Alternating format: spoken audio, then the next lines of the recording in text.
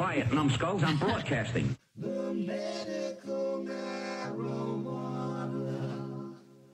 The medical marijuana.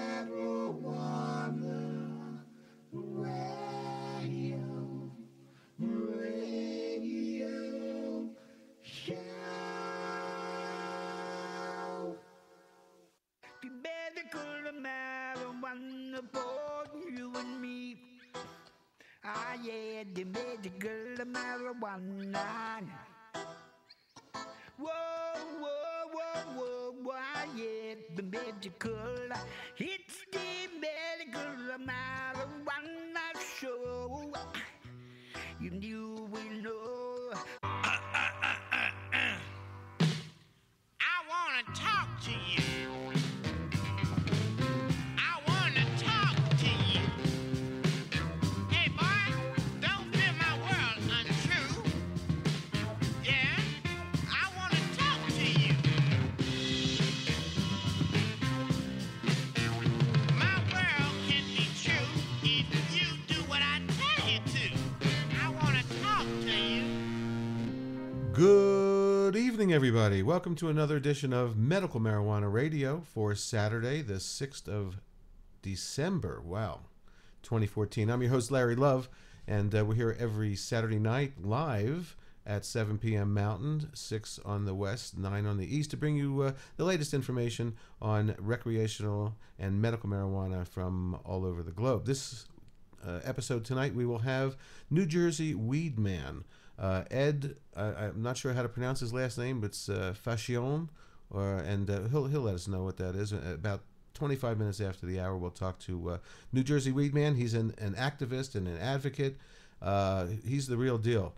He puts his life on the line for this plant, and we'll talk to him at the bottom of the hour. But first, like we do every week here in New Mexico, we read you the strain report. These are the available strains that you need for your health. And if you want to get the strains that you want, you've got to shop around. You better shop around. Oh, yeah, you better shop around. Shop around. And this week down in Albuquerque at Canaceutics, they will have Kosher Kush, Sour Diesel No. 2, Girl Scout Cookie, Pineapple Skunk, and White Widow. And again, that's Canaceutics in Albuquerque. In Placitas, that's C.G. Corrigan. Their indicas will be Grape Ape, Master Kush, Mercury OG, Pineapple Thai, Purple Kush, True Gold. Their sativas will be Alaskan Thunderfuck, Amnesia, Blue Dream, Green Crack crossed with Sour Diesel, Skunk No. 1. Their hybrids that are sativa dominant at C.G. Corrigan are Cinderella 99, Cherry Pie, Chunky Cherry Malawi, Deadhead OG, Flow, Golden Goat, Love Train, New York Diesel, Pineapple Express, Power Plant, and X-Rated. Their hybrids that are indica dominant are Cali Headband, Cookie, Fire Alien OG, Grand Platinum, Humboldt Grape, Pineapple Kush, Pineapple Skunk, Ray Charles, Williams Wonder. Their CBD rich strains are A Toda Madre, AK-47, Canatonic, and Champagne. Once again, that is C.G. Corrigan in Placitas, which is between Santa Fe and Albuquerque.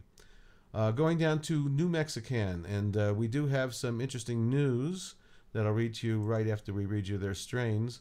New Mexican up in Santa Fe will have Trainwreck, Raspberry Kush, Blue Dream, Black Magic Woman, Super Silver Haze, LSD, Medicine Man, BC Chemo, G13 Haze, and Medicine Woman. Their CBD strains are Canatonic, AK-47, and Critical Mass. Their popcorn bud this week will be Black Magic Woman and CBD AK-47, $32 an eighth on those. New Mexican will also have from Red Barn Growers, Sage and Sour, Super Lemon Haze, and OG Kush. New Mexican will have from G&G Genetics, Wonder Dream, and Sativa. Now, speaking of New Mexican, well, I'll read you that as soon as I finish up these. Our Greenleaf, well, let's see, hang on. New Mexico Top Organics first in Santa Fe. Their bud will be Blackberry Kush, Blue Cheese, Blue Dream. Gold Creek Kush, Greenleaf, Purple Blockhead, RAK and RX, Sour Willie, Tangerine Kush, White Widow, CBDX, and Wow. Their BHO available this week. Blackberry Kush, Bodhi Tree, and Wonder Cream. Again, that's New Mexico Top Organics. Our Greenleaf will have Cataract Kush, G13 Haze, Greenleaf, Kosher Kush, Super Lemon Haze, Sweet Tooth, and Wow. That's our Greenleaf in Albuquerque. And going down to Sandia Botanicals, AK-47, Black Dahlia, CBD Skunk Haze, Green Kush, Sour Apple, Sage and Sour, Sour Cream, and Sour Diesel. Things are very sour at Sandia Botanicals. They've got some great strains. Check them out. Now, in the Canosphere, there will, well, first we'll do New Mexican. New Mexican from Santa Fe will be opening in Taos. And this is from the New Mexican newsletter that came out this evening. Taos patients will no longer have to travel 3.5 hours round trip to Santa Fe to purchase their medicine. We have leased a great location in Taos with lots of parking and easy access. The town of Taos has granted and approved us, meaning New Mexican, for zoning and issued New Mexican a business license to open in Taos, the first medical cannabis office and store in Taos. The renovation plans have been approved, and they pick up their building permit last week, and they're on their way. Renovation will start in just as soon as they finish renovating the new Santa Fe store. Once this is complete, we will still need our final inspection by the town in order to get our certificate of occupancy. Once we have received that, the department will need to visit and check our security before they can grant the final approvals that we can open. We hope that New Mexican Taos opening by mid-January. Boy, that's not too far from now. It's about 4 weeks away. Stay tuned, and they will keep you posted, as will I. Also in the Canosphere, there will be a public hearing on December 29th from 9 a.m. to 5 p.m. at the Harold Reynolds Building Auditorium, where they always have these, at 1190 South St. Francis Drive in Santa Fe, to receive public comment regarding the proposed changes to the medical cannabis rules here in New Mexico. I will be putting together a panel in the next couple of weeks before the 29th so that we can go over some of the things that we don't like. One of the things we do like is that if you are a patient, we are now allowed to have 8 ounces instead of 6 in a 3-month period. So that was good.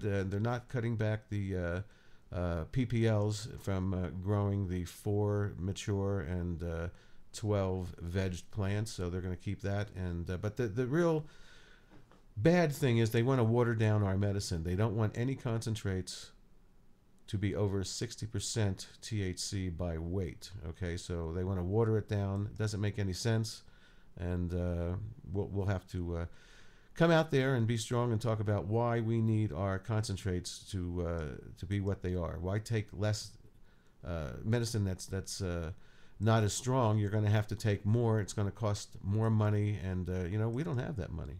So show up December 29th, 9 a.m. It says to 5 p.m. I don't think it's going to go that long, but show up on Monday, December 29th. As always, I will be there. Now, let's do a little news for you. Here's something I never thought I would hear in my lifetime. This is a Houston police chief, Houston, Texas, wanting to legalize marijuana. Check it out. But first at 10, Houston's chief of police making national headlines tonight over what he has to say about the use of marijuana. Good evening and thank you for joining us. I'm Bill Baessa. And I'm Lauren Freeman. Dominique is off tonight. In a radio interview tonight, Houston Police Chief Charles McClellan said that he supports the decriminalization of weed. Keith Garvin is joining us live tonight with this developing story, all new at 10. Keith. Bill, Lauren, some were surprised to hear Chief McClellan's comments today. Others, though, they welcome them, saying that the time to legalize marijuana use in Texas is now. Some would say that the chief's comments would lead them to believe that he agrees. We cannot criminalize such a large population of society that engage in casual marijuana use. Words clear and to the point from a candid interview Houston Police Chief Charles McClellan gave Friday on a Houston radio station. The topics were wide-ranging, but the chief was largely asked about marijuana use. McClellan made it clear he believes enforcing marijuana laws is wasting time and other valuable resources. The taxpayers can't afford to build jails and prisons to lock up everyone that commit a crime. We must put more money into crime prevention, treatment, education, job training. The chief also took aim at the decades-long war on drugs, saying mandatory sentencing policies have had a disproportionate impact on young minorities. A lot of young men who are minorities in their early 20s have a felony conviction on their resume, and now they're unemployable. And, you know, we wonder why they don't have jobs. Many smoke shop owners like John Cerrugi are welcoming the chief's comments, believing they could greatly increase profits if marijuana was ever legalized in Texas. I mean, we can look in Colorado for that answer. You know, it's a billion-dollar industry, multi-billion-dollar industry. So financially, it would definitely do a lot of things for society. The chief didn't call for outright legalization, but says he and other local leaders plan to soon reveal the results of a pilot program for first-time offenders. I think we're going to be able to make some good recommendations to our state lawmakers and other elected officials on where we need to go in the state of Texas. Chief McClellan also said that the federal government is the one that should take the lead in deciding this issue.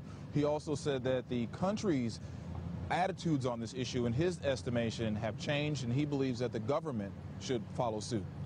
Reporting live from West Chase, Keith Garvin, KPRC Local 2. Texas, unbelievable what's going on in this country right now. I thought Texas would be the last state to legalize either medical or recreational adult use. And they seem to be on top of it, man. That's pretty encouraging, I must say. Up to Colorado, where it's all happening and where they were the first ones to break out and legalize for adults, along with Washington.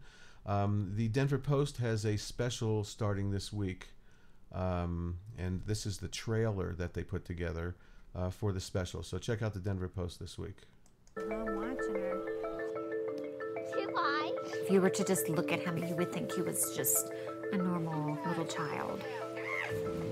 If he's this happy now, how could he blossom or be if he's not having seizures? You okay? His seizures are pretty much as bad as they can be. He's tried everything, every single drug, some in other combinations. We started just about everything to try to treat him. And when something didn't work, we would wean it and try something else. We have nothing else to try. He's still having hundreds of seizures a day.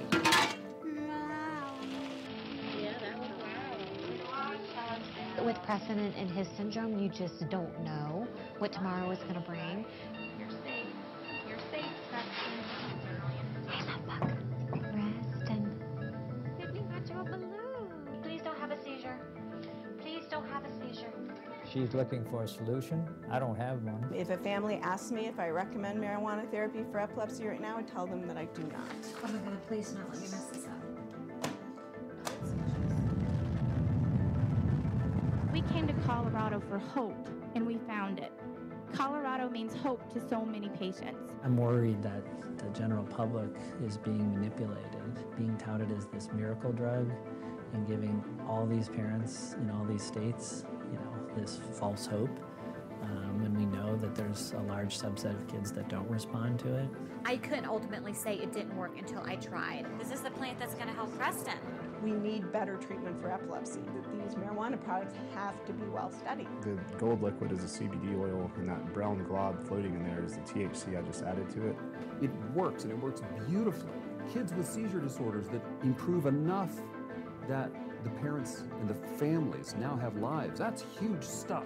They're in a horrible place that no parent ever wants to have to be in. My observations are that 80-85% of them respond in some way. I would say anywhere from 25 to 30% people are deriving some benefit. The numbers are too high to not continue to try.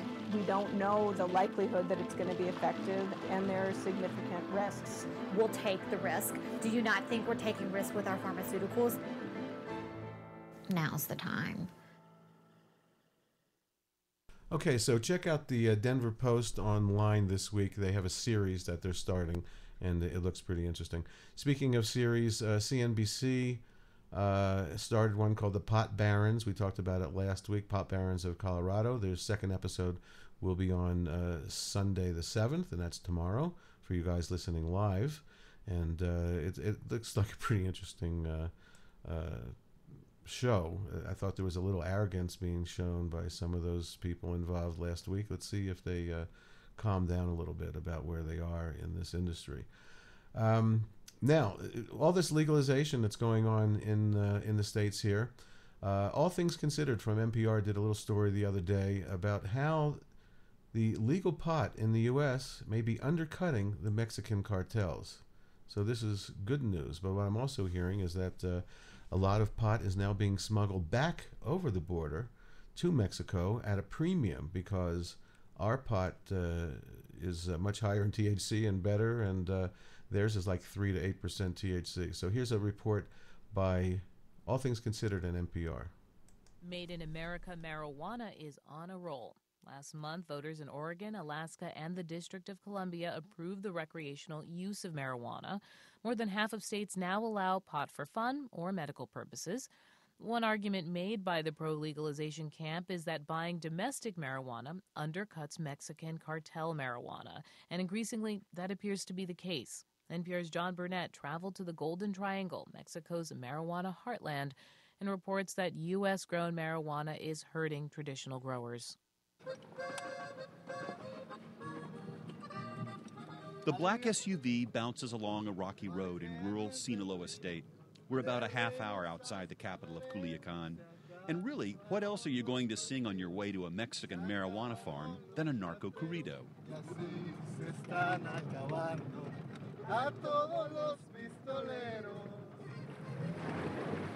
Soon we cross a river where yellow butterflies alight on the mud and vines festoon the gallery forest. In a few more minutes, we're hiking up a sloping field planted with edible nopal cactus. When the path disappears, we bushwhack down the other side through thick vegetation. We're going down a pretty steep incline here.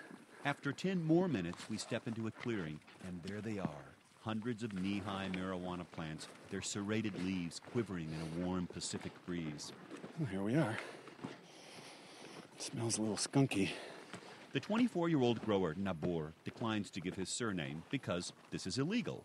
He wears flip-flops, jeans, and a torn pullover shirt, and he has a wide, amiable face, but he doesn't have a lot of good news these days. El kilo hace como unos 2-3 años atrás. 2 or 3 years ago, a kilogram of marijuana was worth $60 to $90, he says. But now they're paying us $30, $40 a kilo. It's a big difference. If the U.S. continues to legalize pot, they'll run us into the ground. Nabor kneels and proudly shows me the resinous buds on his short, stocky plants. This strain of marijuana is called chronic.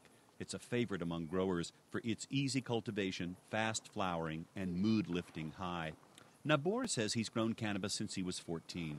Mensual vienen dando 2,000 pesos. Pero ya para dar 2,000 pesos tiene que cosechar. My boss pays me $150 a month, but I have to plant it exactly the way he wants, Nabor says. He provides the water pump, the gasoline, irrigation hoses, fertilizer, everything. Los galones, todo eso, ¿no? There's an image of Mexican traffickers with their shiny pickups, fancy boots, and lots of girlfriends. But Nabor says most marijuana growers for the Sinaloa cartel are just campesinos like him. He drives a motorcycle and supports a wife and 2 kids.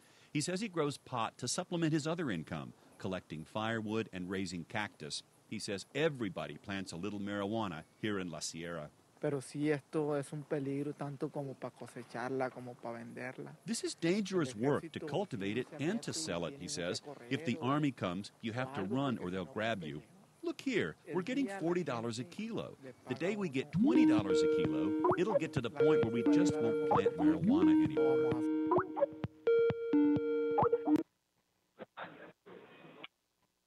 Hi, Ed. Hey, how you doing? All right, just dude. Testing. That's okay. Testing. That's all right. We'll go live right now, dude. Okay, I stopped the little recording I was playing, and we're live right now on the air. So I welcome you to Medical Marijuana Radio. And Ed, New Jersey Weedman, how do you pronounce your last name, please? Forshone. Forshone. Well, I was pretty close, I think, introducing you earlier tonight. I want to thank you. I know you've been traveling, so I want to thank you for taking the time. Before we get into your whole history, you've got a book, and I want people to know about it and be able to go buy it. You've been very, very active over the years, to the point to where you've been ill and incarcerated and have to leave and actually go to California and so forth for treatments. So tell me all about that and why you wrote this book. Well, that book is, it's actually my second book. The first book was called Public Enemy number 420. And this book is called The Politics of Pot, Jersey Style. And basically, in this book, I talk about my last trial, where I utilized jury nullification, and where the prosecution and the judges basically fought me on this constitutional right. So I basically I spell it out in my own words in this short. This is a short version, because I actually have a longer version, because I'm waiting on a constitutional ruling from the appellate court as the final chapter. So why were you in court? What were you being prosecuted for? Well, I got, in 2010, it's over 4 years ago now, 2010, I got pulled over in New Jersey with a pound of marijuana that I had just brought back from California. And at the time, I was living in California, and I was going back and forth between California and New Jersey. And basically, I was replenishing my stock in New Jersey of medicine.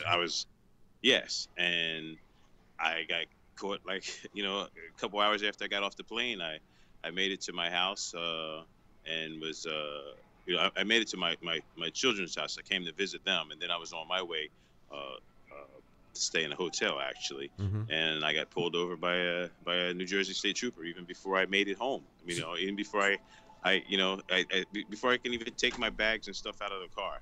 So were you pulled over because of a driving infraction, or do you think that they knew something from the airport and so forth? Well, the funny thing is, I flew with it no problem. I drove, no problem. The officer said that I had a driving infraction, which I did, to be honest with you. But prior to that, he had already made a U-turn out of nowhere. This state trooper was going by me, makes a U-turn, and then is coming up beside me. When I pull into a light, my front tires were over the front line, over the white line, and that's what I got. Technically, is what I got pulled over for. What a terrible infraction for being over the white line, man. Yep. And from there, it went downhill. And then he wanted to search the car. I said no. I even have all that on video. And he said no. But then, of course, then comes the old, well, I smelled it. So once he said he smelled it, then he said that was his probable cause. Okay, now, I think since then, I'm sorry to interrupt you, Ed, but hasn't there been some rulings recently that the smell is not enough to cause a search?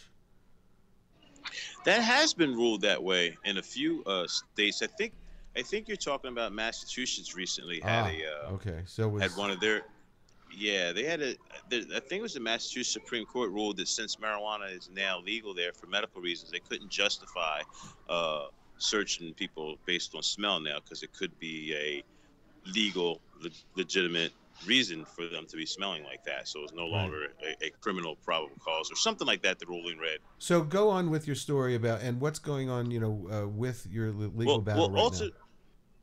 Well, ultimately, what resulted out of that case is I wound up going to trial twice in 2012.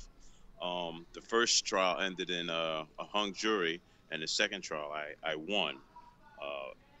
Basically, I argued the law was wrong. Yes, I did have this pound of marijuana. It is illegal in New Jersey, but I had it for this reason and this reason and this reason, and the law is wrong because it doesn't allow for those reasons. And my jury found me not guilty in the face of my guilt. I mean, I didn't say it wasn't mine. I said it was mine. Everyone knew I said it was mine. I actually asked for it back at trial. I asked for the state to give it back. And my jury still found me not guilty. Wow. And so while you were incarcerated for a while, as I recall, reading your stuff, and And they let you out, though, from time to time to go to California. Tell me how you made that happen. That's amazing. Well, what happened was, even though I got found guilty of the major charge as far as possession with intent to distribute, I got found guilty of a simple possession charge. And usually you don't even go to jail for simple possession in New Jersey, but I had peed off the system. I had gotten into verbal disputes with the judge. I created a lot of publicity for the case. I made the state look bad. And at one point, I refused to sign some probation papers from the judge, and there's a whole legal reason why I was refusing. But the judge retaliated by having me arrested, and then he sentenced me to 270 days in jail. But throughout the trial, this was a trial about medical marijuana and my condition, and everyone knew that every month I went to California for my cancer treatment. That's the story line I didn't mention. That I have bone cancer. I've had bone cancer since the year 2000 when I first got diagnosed. I've had a couple of different bouts of it. I'm going through one right now, and I was going through one in 2010 also when I got arrested. But when the judge sentenced me to the 270 days in jail, knowing that I go to UCLA and get a treatment once a month, the judge decided to allow me to go to jail for 20 days and get out and do my 10 and have 10 days to travel to California and back. And a lot of people, gave him credit for that. And in a way I do. I do. He did give me, he could have prevented me from doing that. It could have just made me do nine months in jail. That's what 270 days is in New Jersey. So he could have done that. But I still don't feel like he was doing me a favor. First of all, I shouldn't have been going to jail anyway. This is marijuana. Right. Okay. That's the first reason. The second reason was, we had pre-trial agreements, and one of the pre-trial agreements that we had was about a stay of sentence pending the outcome of the appeal process, which we're going through right now. But the judge reneged on the deal, and when he reneged on the deal and tried to give me probation, I refused to sign the probation paperwork. It wasn't just that I was being ornery or something. Like, we had a pre-trial agreement that in the event of a conviction, there would be a stay of sentence issued. And what happened was the state didn't realize that I was going to win for real when I won the big part of the case, the possession with intent to distribute. So when I won that, I think it just peed off the system. And I got found guilty of the simple possession, which, like I said, I didn't think I was even going to anybody was going to go to jail for that. And it just turned into a pissing contest, basically, between me and the judge. And that's why I ended up doing 20 days in jail a month and 10 days out. I think the judge would have looked bad if he had put me in jail for straight 9 months, and I would have missed 7 or 8 cancer treatments for marijuana. So he was trying to avoid PR disaster of that by giving me this 20, which and the sentence itself had never been done in New Jersey. So it attracted attention. It ended up on Fox News. It ended up on,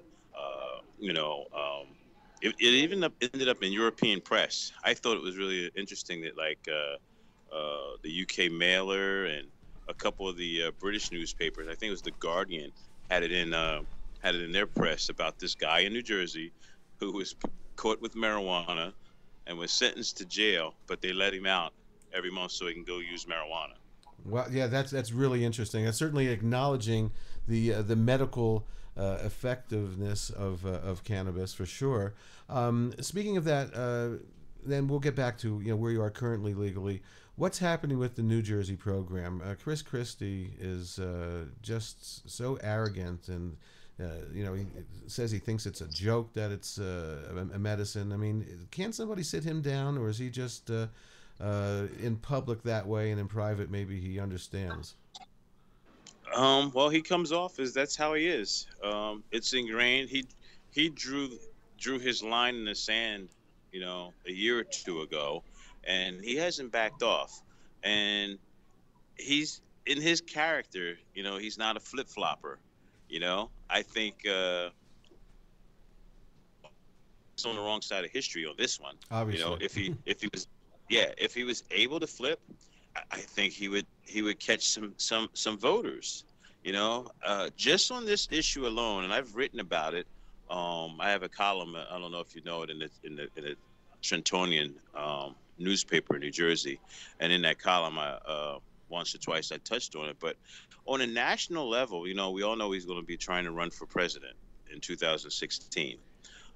He should on a national level. I think he should wait 1 second. I think he should run for president from Trenton, run all the way to Washington D.C. Yeah, that's the running that he should do to Washington.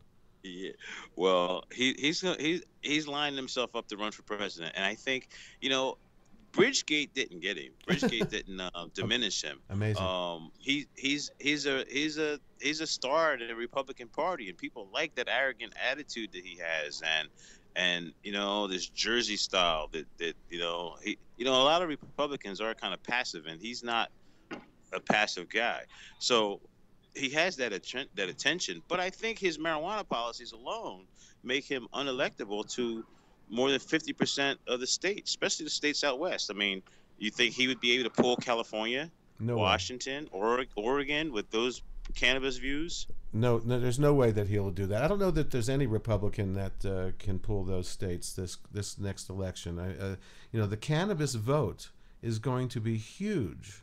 There's going to be, in 2016, lots of legalization measures. There's going to be medical measures, and I think people are going to come out for that. I think the Republicans are in trouble. Yeah, and I know a few other people have put things out. Just Say No to Christie campaign. If you Google that term, Just Say No to Christie campaign, you'll see there's a few of them out there. People are gearing up, though. He between him and Jeb Bush, I think it'd be right now between him and Jeb Bush on the Republican side, unless Mitt Romney really came back into it. And Mitt Romney's cannabis policies are just as bad as Christie's. Absolutely. Well, he's a Mormon. He's a Mormon religiously, so I mean, he's got to go with that type of public, at least, view. And so let me ask you this, Ed. Are you in the medical program in New Jersey? No. New Jersey's medical program is so horrible that I chose not to even participate. It may cost, say $1,500, $1,000 just to get legal in New Jersey. Why is that? And then the marijuana. Explain that to me, please. That's absolutely insanity. Okay, it's like $200 for the application itself, and then by the requirements of the law, you have to see a doctor at least 3 times. He has to be a doctor on the list of New Jersey's certified doctors too. So if you already have your own doctor and your own plan or whatever, you can't even go see that doctor. You have to see one of these ones on the state plan and just say you have no insurance or your insurance isn't going to cover you to go see that guy, and it might be the $200 visit. Are you they see him twice? Have they been the ones that are approved for New Jersey to write the recommendations? Are they trained in any way? Well, in cannabis? No, not in cannabis. But that was one of the problems that why there's not a whole lot of doctors in the state of New Jersey who are doing it, because one of the program was ordering doctors to take some type of pain management class or something. It was they had to take these classes, and the doctors didn't feel they had to. I mean, they're already prescribing things that can drop you dead. Right. Michael Jackson, they can give you Michael Jackson juice anytime they want. That was insensitive. I couldn't remember the name of the Propofol, yeah, I couldn't remember the name of it. It was weird. I was in Brentwood the day that Michael passed away. It was really eerie driving through there and then hearing it on the radio at the same time. So the New Jersey program, have they stuck with limiting the THC content to below 10 or something? Well, recently someone told me they lifted that. I actually didn't remember when they did it, but I know they allowed more strains because it was only 3 strains, and then like a few months ago they allowed more than one strain, more than those 3 strains. So I believe they did lift the 10% limit, but that was horrible in itself. You know, for the last 3 years of the program, that statutorily they had to sell swag. Mm-hmm. You know, like like that's incredible. You go, you know, if you know, you go to any dispensary anywhere else in the country, and you're looking for the highest THC level. At least I am. Yeah. Well, you know, here in New Mexico, we're having a little problem right now ourselves. The Department of Health. You need a second, Ed? No, I'm okay. Somebody walk by. Okay, the Department of Health wants in the new rules that they're proposing. And we're going to have a meeting in a couple of weeks at the Department of Health about this. They want to limit concentrates to 60% of THC by weight, okay, which makes no sense for people who need to take Rick Simpson type oil and so forth. They want to water down the medicine. So that's pretty much what Jersey wanted to do with, with having their bud be, 10% or under or whatever it was back then. But if they're opening up now, that makes a lot of sense. Now, obviously, you haven't been to a dispensary, I'm guessing, because you're not a MMJ card holder. Have you had? No, I haven't been. I haven't been inside, but I have friends who have cards. I mean, in the entire state, there's still less than 3,000 people that have cards, and I do know a few of them. So I have smoked the state of New Jersey marijuana, and you know, it definitely is not top shelf quality like you have out west. What about edibles? Are they making edibles that are there's a brownie ban. We call that Christie's brownie ban. We're not allowed to give brownies or edibles to adults. You're actually allowed to give them to children, but none of the dispensaries actually provide them. So there hasn't even been any kids who've gotten brownies either. So what are they selling? Are they selling hash or wax or butter or nothing? Vanilla? Only flour. And what's happening? What's happening with changing that? We're stuck with Christie, and he said he's not going to change this program any longer. He felt that the couple changes he made was too much. He never was happy with the program, and he's been obstructing it like a good Republican ever since. That confrontation with Brian Wilson that is all over the news from a year or two ago is just so powerful and chilling, and I think it's also telling about Chris Christie and his attitude. So when is his term up?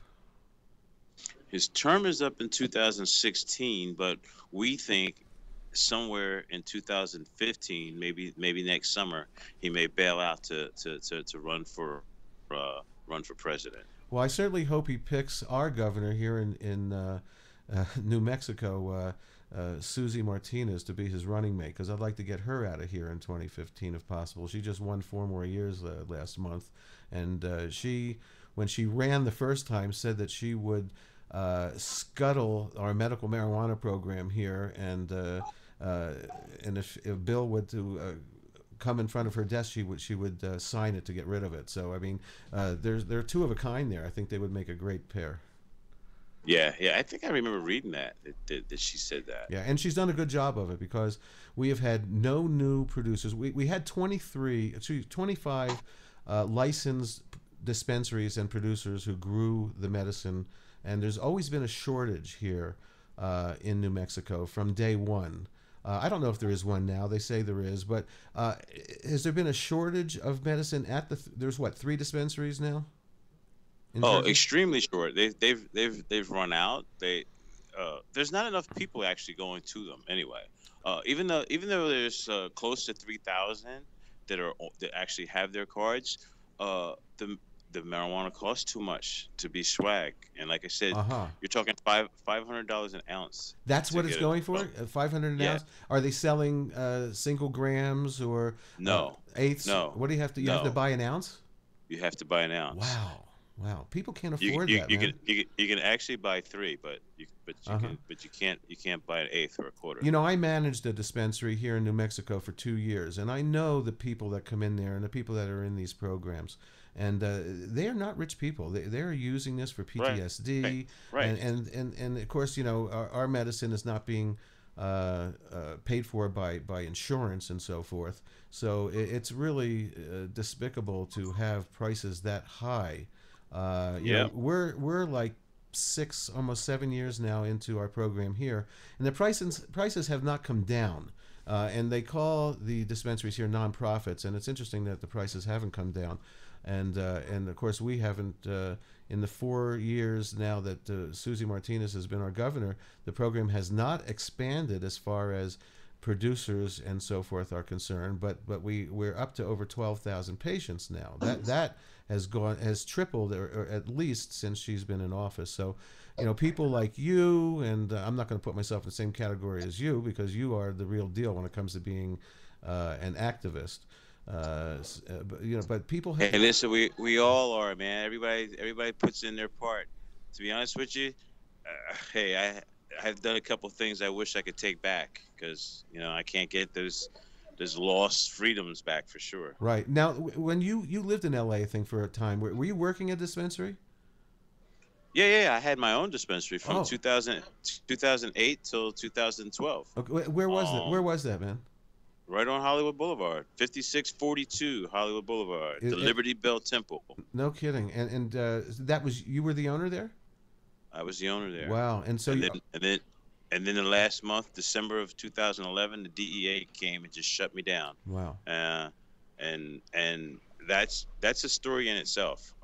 Basically, I feel like I just got robbed. That's all they did. They took everything I owned. Took all, you know, just took everything. Things that had nothing to do with the marijuana organization. I had a dispensary and I had a big grow operation, a huge grow operation, and they just wiped me out financially, put me out of business. Now this is but no charges or anything. Now this was after the LA City Council tried to close and then keep the grandfathered in ones, right? Were you grandfathered in? Were you one of those? Yeah. I won that case. They did try to close me down, and I went to court, and I got added into the pre-existing people. But then, you know, by the time the later arguments came around, the DEA had already knocked me out. I think I'd still be open, though, if it wasn't for the DEA. I think I would have survived all the arguments, and I'd still be right on Hollywood Boulevard. Do you think you were selectively prosecuted because of what was going on with you in New Jersey at the same time? I absolutely do, yes. It took a while for me to get the probable cause statement from the DEA. Like they didn't want to give it to me, but eventually they did give it to me because, in fact, I had to go to the U.S. Attorney's Office to get it. But once I did get it, the Burlington County Prosecutor's Office in New Jersey was communicating with the U.S. Attorney's Office in Los Angeles, and that is why I was raided in California and put out of business. What was the probable cause? They said that I was suspecting of shipping marijuana to New Jersey, okay. And I had this dispensary, and that was the source of the marijuana. Although they never charged me with anything like that, they never caught me with anything like that. The time that I came home with marijuana was 2 years before that, and it wasn't even you know, connected like that. And I wasn't selling on the street, and they knew I wasn't selling on the street. I had one bag. I just got off the airport, I guess off the plane, going home. You know, had nothing to do with that. What strain was that, by the way? I think it was some Bubba. I actually don't really even remember, but I think it was Bubba. I'm a big strain guy. I just love reading about them. I'm a patient here in New Mexico, and I have a license that I can grow 4 plants flowering and 12 plants in veg, and so I just, you know, I lived in LA in Beverly Glen for many years, and had a couple plants outside back in the 70s, 80s, 90s, and so I've been around it for a long time. I left. It's interesting. I left California in '96, right when they passed the medical bill there, and so I never got to experience, the medical dispensaries while I lived there. I moved to Florida for a few years, and boy, it was hell at that time for me to get medicine in Florida. But what do you think California is going to legalize for adults in 2016? You think it's going to happen? I think so. They should have been the first state, but that Proposition 19, half the state was opposed to it because of taxes. Also, I think one of the major reasons was, besides that, and of course, Northern California, Emerald Triangle, all those places. They have had an industry for generations making money there, and I think a lot of those people were against it as well. But 2 weeks before the election, when there was a good percentage of people thinking it was going to pass with the polls, our buddy Eric Holder came out and made a big statement saying that if you pass this, we're going to come in and we're going to raid you. Hey, Ed? Yeah, sorry about that. Yeah, did you hear what I said? I was. Yes, I did, but I still think it had more to do with the tax situation. The Northern California people absolutely didn't want to have anything to do with taxing marijuana, and the Southern California, they just wanted it legal. I personally was with the Southerners because taxation instead of incarceration. I've been arrested before, so right. Okay, so let's get back to your book for a second. What's the name of the current book that you have out? Let's promote both of your books and where people can get those. I think it's Christmas time. I think anybody out there that knows somebody that's either an adult user or a medical user, I think it would be interesting to read your stuff. So tell us about where they can get your books, please. All right, at Amazon.com, both of them are there, and it's Public Enemy number 420, Public Enemy 420. That was the first book published in 2010. And then in 2014, this year, I put out The Politics of Pot, Jersey Style. And I tell you, the Politics of Pot, Jersey Style is basically a summarized, shorter version of basically the novel that I'm putting out right now. I just have to wait for the appellate court ruling. So that could be like the pre-blockbuster read. Sure, absolutely. Anything else you want to talk about before we take a break, or are you good? Well, no. Anybody can come check me out at njweedman.com. NJ Weedman. That's njweedman.com. It's NJ Weedman on Facebook, and also Edward Fascion. Spell that, please. Forchion. And Ed the Weedman, New Jersey Weedman, posts a lot of really great stuff, and I advise everybody to like his pages and friend him so that you can keep on top of one of the big activists that we have here in the United States. This Ed, New Jersey Weedman, puts his life on the line for this plant, and Ed, I thank you for that.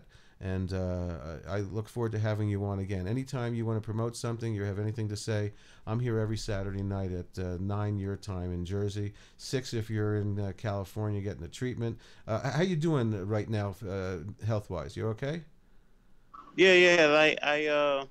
I guess I'm going through something now. A couple months ago, I had a tumor taken out, so I was tumor-free until October, and I had an X-ray, and they spotted something else, and just Friday, just yesterday, I actually had a biopsy yesterday in California, trying to determine exactly what it is. So are you using any oil? Are you ingesting oil? No, obviously, no. I even as active as I am, as far as activism goes, I don't have any supply. I don't have it. I'm living in New Jersey, so it's not like I can just buy it somewhere. And I got destroyed financially, so I just can't afford it. Well, I would actually do it if I could have a 30 or 60-day supply, and I would document it and everything. I get enough press. I have enough medical experts already examine me all the time. I think it would get documented as to what what happens to me if I had 60 days worth of if you were taking oil every day, you know, like the Rick Simpson protocol, or trying to do that 60 grams in 90 days. Look, you know, this is all anecdotal, but it seems to work for a lot of people. But what's not anecdotal, Ed, is that cannabis reduces tumors and kills tumors, and that's not anecdotal. So I wish. Oh you, yeah, I definitely know that. yeah, I wish you the best, and I just keep up the positive vibrations, and I appreciate the time you gave me today, and our listeners and people on iHeartRadio will be able to hear this, and Time for Hemp Global Broadcasting, and Spreaker, and SoundCloud, and MMJRadio.com. So it's out there. So go to Amazon.com, everybody, and look for New Jersey Weedman's two books, and keep the positive vibrations, my brother. All right, thank you. One love now. Yes, absolutely. Peace and love, my friend. Bye-bye. That's New Jersey Weedman. We'll be right back after this. In the night, when you're all alone with the one that you call your own, ask yourself if you're doing good. Give yourself some positive vibration.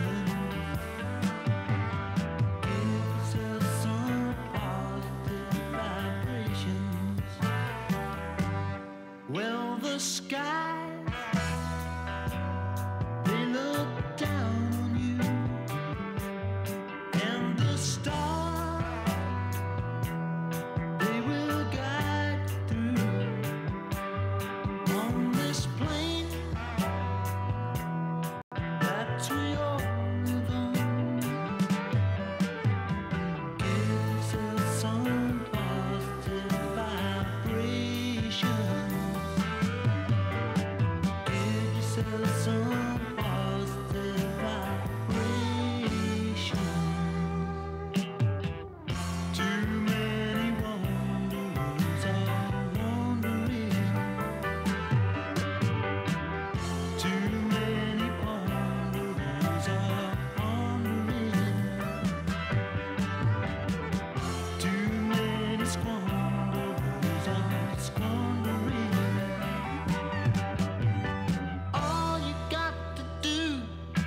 Let that sun come shining through. Give yourself some positive vibrations. Give yourself some positive vibrations.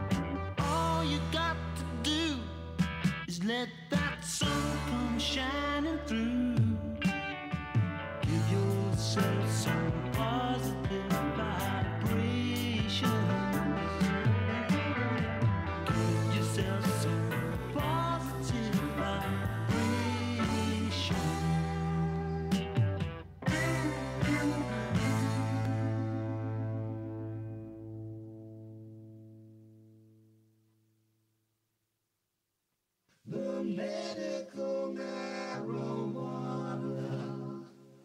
The medical marijuana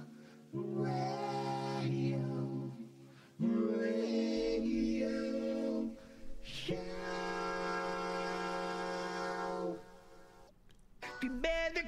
I want to thank the New Jersey Weedman, Ed Fascion, New Jersey Weedman, for being a guest on the show. He's got much more to talk about, I'm sure, but I thought that was very interesting. Go to Amazon and type in New Jersey Weedman and support him. He could use it. He's been fighting for all of us out there. So buy his books, give them away to your cannabis users this Christmas. I want to thank my two radio mentors, both with the initials HS. Thank you for your inspiration. And don't forget my little Wednesdays with Larawana show on canawanabuy.com. That's canawanabuy.com for all of your dispensary needs, whether you're a dispensary, a head shop, a patient, fast shipping, and great products. canawanabuy.com. If you have any suggestions for guests, or if you want to be a guest, info@mmjradio.com. That's info@mmjradio.com. Let's see what else is going on. If you want to watch a great show, listen to a great show, it's the Adam Dunn Show. Adam Dunn Show on iCannabis Radio. Shalom.